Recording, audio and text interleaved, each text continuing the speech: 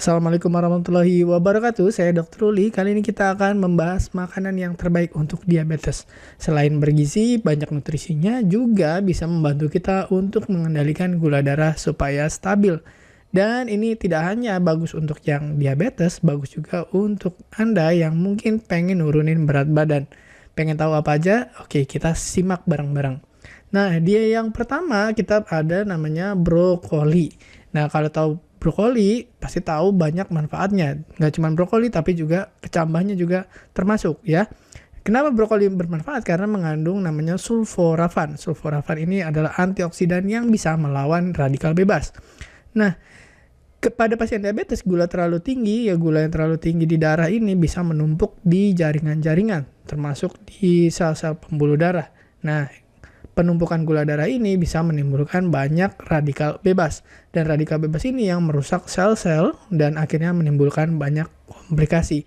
Nah, supaya komplikasi itu tidak terjadi atau berkurang gitu ya. Salah satunya adalah kita harus banyak mengkonsumsi antioksidan. Salah satunya adalah yang paling mudah dengan mengkonsumsi makanan yang bergizi. Salah satunya adalah brokoli karena mengandung sulforafan ini.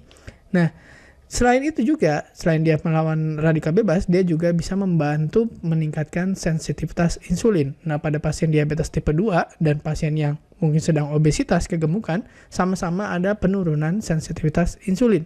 Nah, sulforafan ini juga terbukti membantu meningkatkan sensitivitas insulin. Nah, kalau sensitivitas insulinnya naik, nanti gula darahnya bisa turun, gitu. Nah, yang mana yang lebih bagus, yang mentah atau yang dimasak atau direbus atau apa? Nah, sebenarnya semakin dia mentah semakin bagus, atau dikukus sebentar atau direbus sebentar daripada yang layu dan sudah terlalu matang. Itu malah kandungan antioksidannya berkurang banyak. Nah, sebaiknya dikukus sebentar atau rebus sebentar, dan lebih bagus lagi kalau ditambahkan dengan bubuk mustard karena mustard mengandung myrosinase. Myrosinase bertemu dengan sulforafan itu dia bisa menimbulkan satu namanya antioksidan yang sangat kuat. Nah, kepengen makan brokoli? Ya, ini sangat bagus untuk kita ya. Selain brokoli, apalagi yang kedua adalah seafood. Nah, seafood yang seperti apa? Apakah semua seafood bagus? Nah, ternyata ikan, kerang, udang, cumi, kalau Anda tidak punya masalah, misalkan asam uratnya normal, bagus, sebaiknya Anda ikut mengkonsumsi seafood. Tapi kalau punya masalah asam urat, sebaiknya dikontrol, jangan terlalu berlebihan. Nah, kenapa? Karena bagus, karena mengandung protein, lemak, dan vitamin serta mineral. Nah, protein lemak itu dicernanya lambat. Nah, karena pencernaannya lambat, maka gula darahnya naiknya juga tidak terlalu tinggi. Dan kita bisa kenyang lebih lama. Gula darahnya turun, kenyang lebih lama. Jadi makannya nanti jadi lebih sedikit. Nah, kalau makan lebih sedikit, nanti gula darahnya juga akan lebih stabil gitu. Selain itu juga seafood ya mengandung namanya asam lemak omega 3. Terutama pada ikan-ikan laut dalam yang berlemak. Contohnya salmon, tuna, kemudian kalau di Indonesia kita kenal tongkol, kemudian ada ikan kembung gitu ya. Ada nggak ikan air tawar yang mengandung omega 3? Ada ya, beberapa seperti ikan patin dan sebagainya. Nah, kalau Anda mengkonsumsi seafood, selain lebih kenyang ya, kemudian gula darahnya juga tidak terlalu naik, juga mengandung omega 3. Omega 3 ini fungsinya adalah satu, melindungi meningkatkan fungsi jantung, kemudian meningkatkan juga fungsi ginjal. Nah, salah satu komplikasi yang paling sering pada pasien diabetes itu adalah jantung, serangan jantung dan stroke, kemudian penurunan fungsi ginjal. Nah, dengan kita konsumsi omega 3 secara teratur, kita bisa mencegah komplikasi gitu. Setelah seafood apa nih?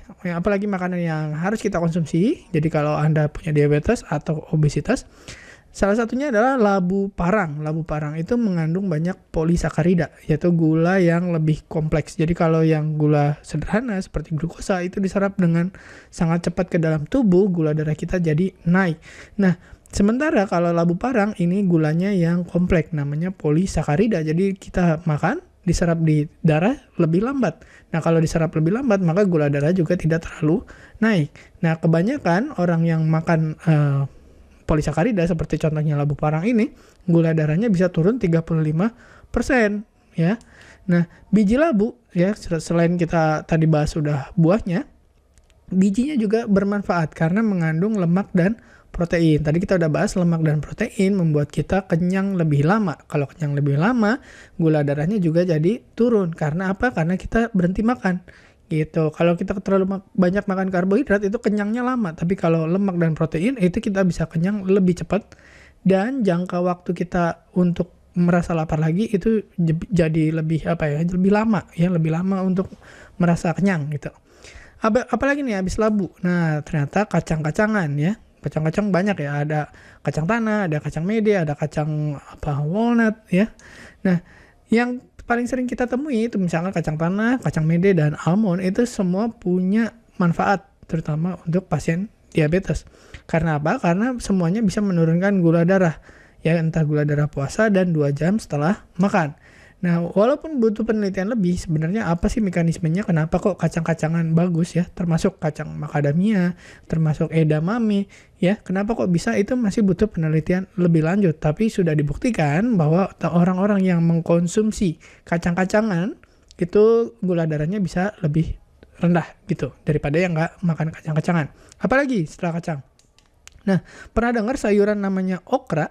Nah, okra ini banyak seratnya karena mengandung polisakarida dan flavonoid. Flavonoidnya adalah antioksidan. Nah, dia juga mengandung namanya rhamnogalacturonan. Rhamnogalacturonan ini adalah salah satu zat yang bisa menimbulkan gel, ya, emulsi. Jadi dia membuat penyerapan makanan itu jadi lebih lambat. Jadi kalau kita makan yang gula darahnya tinggi, misalkan nasi gitu, terus dibarengin dengan okra, kemungkinan penyerapan nasinya akan lambat gitu ya, karena ada ini seperti gel ini, rhamnogalacturonan ya. Mungkin kita pernah dengar juga namanya beras shiratake. Beras shiratake itu juga mengandung galaktomanan. Nah, galaktomanan itu juga sifatnya sama, emulsifier, jadi dia akan menggumpal menjadi gel, menyebabkan penyerapan makanan di saluran cerna kita itu rendah. Nah, kalau penyerapannya rendah, gula darahnya juga akan turun gitu. Nah, gula darahnya turun, kemudian tapi ini masih butuh penelitian. Misalkan berapa persen turunnya, kemudian harus berapa banyak yang kita makan okranya. Nah, tapi nggak ada salahnya kalau kita coba untuk masukin okra ke dalam makanan kita sehari-hari. Setelah itu ada apa lagi? Nah, mungkin Bapak Ibu Anda semua pernah dengar namanya biji rami. Biji rami atau flaxseed ya kalau bahasa Inggrisnya. Nah, kenapa flaxseed bagus atau biji rami ini bagus? Karena mengandung banyak serat dan lemak baik. Serat itu bisa mencegah penyerapan gula secara berlebihan. Jadi dia akan menahan supaya karbohidrat yang kita makan itu tidak masuk ke dalam darah. Jadi gula darahnya akan turun dan stabil. Dan bahkan dari ada beberapa penelitian menunjukkan bahwa kalau kita rutin mengkonsumsi flaxseed, itu A1C-nya bisa turun ya. Tapi berapa banyak yang kita makan? Yaitu 30 gram sehari selama 8 minggu. Ya sebenarnya PR juga ya, karena ya lama-lama bosan juga mungkin kalau kita harus makan ini setiap hari. Nah, caranya adalah kita masukin ke dalam makanan kita sehari-hari. Misalkan masukin dalam salad, masukin dalam sayur, masukin dalam bubur, masukin dalam apapun makanan kita tinggal tambahin flaxseed atau biji rami. Hasilnya adalah tadi gula darahnya bisa turun. Ya, tapi tetap butuh penelitian lebih lanjut. Oke, setelah itu apalagi? Ternyata ada biji-bijian dan polong-polongan. Ya, ini polong-polongan kita udah pernah dengar mungkin dari kita SD gitu belajar namanya biji-bijian dan polong-polongan. Itu kenapa penting? Karena mengandung satu namanya magnesium, kedua serat, protein. Serat dan protein kita sudah bahas. Magnesium ini fungsinya bagus banget untuk jantung, ya. Dan yang namanya bijian dan polong-polongan ini mengandung serat larut dan mengandung pati resisten. Dua-duanya menghambat penyerapan gula di saluran cerna. Nah, jadi pencernaannya lambat. Kalau pencernaannya lambat, gula darah setelah makan itu akan turun gitu. Dan biji-bijian dan polong-polongan ini adalah kalau di Korea itu biasanya dimasukin ke nasi, ditambahin ke nasi ya. Jadi bisa mengurangi penyerapan gula dari nasi. Jadi, nah berikutnya ini kimchi, fermentasi yang menurut saya aman ya, karena mungkin garam dan gulanya tidak terlalu tinggi. Karena kimchi itu ya, apapun fermentasi biasanya mengandung probiotik. Ya, probiotik itu adalah mikroba yang membantu pencernaan kita, kemudian mineral dan antioksidan. Dan fermentasi ini, ya makanan fermentasi terbukti untuk menurunkan resistensi insulin. Ya, pencernaan jadi lambat, Akhirnya gula darahnya jadi turun. Nah, efek terbaik makanan fermentasi adalah pada gula darah sewaktu gitu ya. Terus butuh penelitian ya. Jadi gula darah puasa itu biasanya tidak terlalu berpengaruh, tapi gula darah setelah makan itu biasanya sangat kelihatan gitu efeknya. Ya, walaupun butuh penelitian, butuh berapa banyak ya, berapa macam, tapi nggak ada salahnya kalau kita lagi makan ditambahin dengan fermentasi seperti kimchi atau acar gitu ya. Kemudian biji chia ini pernah dengar juga, meningkatkan sensitivitas insulin, akhirnya gula darahnya jadi turun. Nah, fungsinya dia adalah mengurangi serapan gula juga ya di saluran cerna. Nah, berikutnya sayuran hijau, bisa kale, bisa bayam, apa aja gitu ya. Pokoknya yang warnanya hijau. Kenapa? Karena mengandung flavonoid, antioksidan.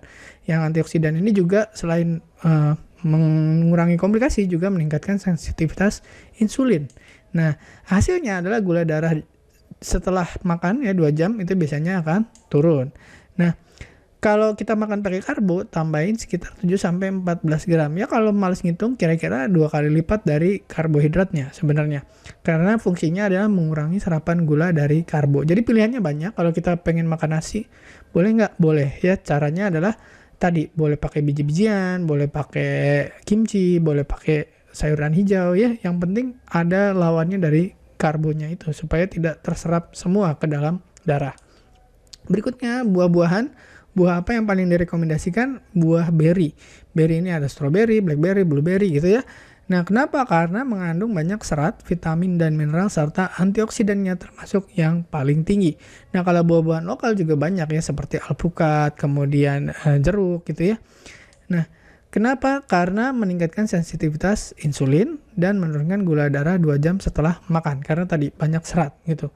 Dan kalau makan buah, usahain buahnya jangan yang terlalu manis ya. Mangga boleh, tapi biasanya cari yang jangan terlalu manis. Ya, caranya adalah lihat indeks glikemiknya. Kalau di bawah 55 biasanya buah itu masih aman gitu ya. Kemudian buah-buahan ini bisa mengurangi serapan gula. Tapi ingat, tidak semua buah itu aman, tidak semua buah itu gula darahnya rendah. Banyak juga buah yang justru bisa menimbulkan gula darahnya naik sangat cepat. Hati-hati. Oke, berikutnya alpukat. Tadi saya sudah bilang buah lokal yang sangat bagus gitu ya. Kemudian kenapa bagus? Karena mengandung lemak sehat ya. Kemudian mengandung serat, vitamin, dan mineral.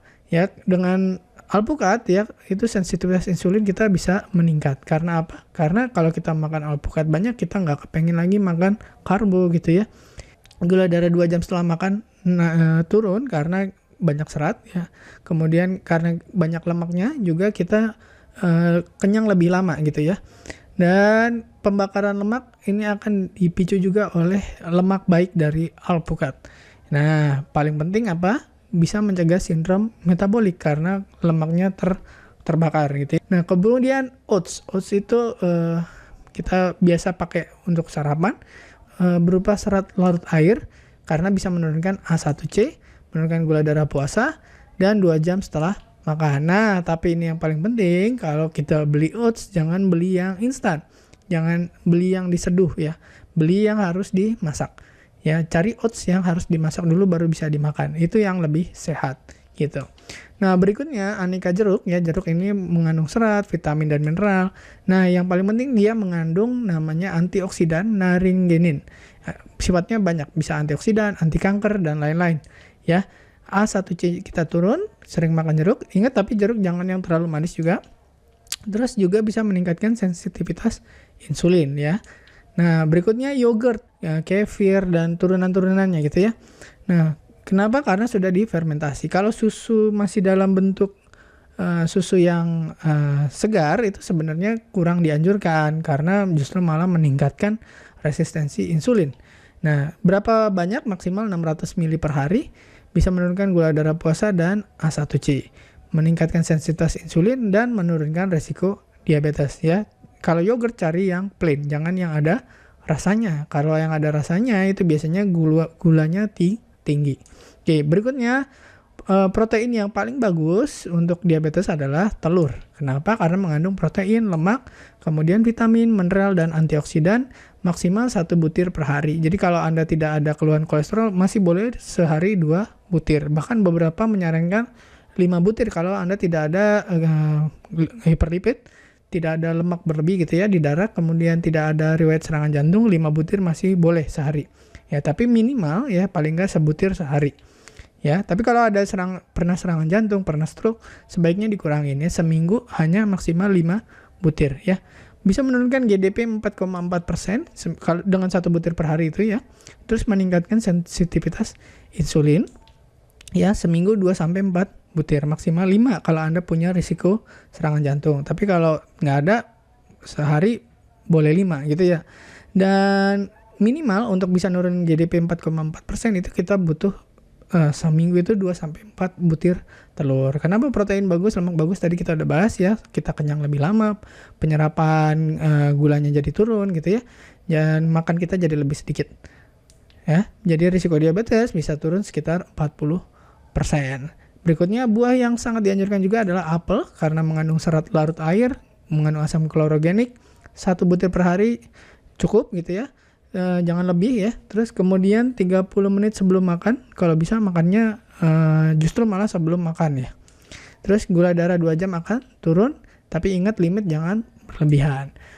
Oke, terima kasih sudah menyimak, mudah-mudahan bermanfaat. Saya Dr. Ruli, wassalamualaikum warahmatullahi wabarakatuh. Terima kasih telah menonton hingga selesai. Jangan lupa tulis pendapat Anda di kolom komentar. Saya Dr. Ruli dan saya sangat senang bisa belajar dan berbagi dengan Anda. Salam hidup sehat dan mulia.